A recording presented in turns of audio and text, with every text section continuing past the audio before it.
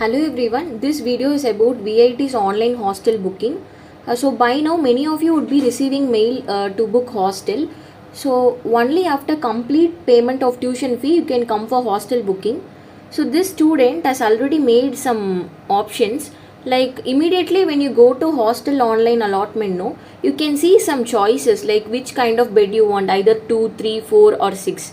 So after that, either AC, non-AC, veg mess or non-veg mess. So all these choices you have to do. After that, it will lead you to this kind of page. So this student has made a choice of 2-bed non-AC, non-veg mess. So according to that, the payment will be shown. So one thing is, maybe for example, if you are doing choices today morning, till today night 11:55 p.m. you can pay. Your hostel that you have chosen will be blocked. So till that you can make payment. If you fail to pay today, then tomorrow you have to make choices again. So I cannot assure you that today you have chosen 2-bed AC and tomorrow if you are looking for same, it may or may not be there, because in between some of them can take that.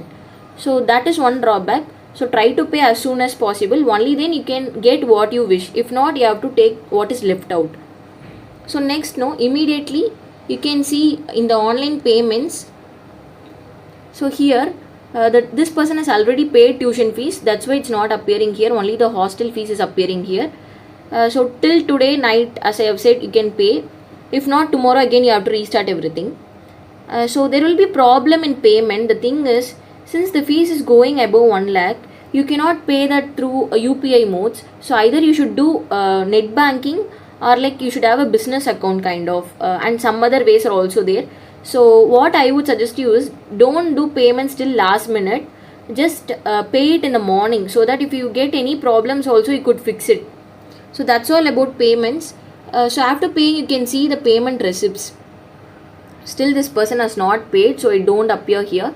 But you can see the tuition fees that he has paid. So you can download the receipt and have it.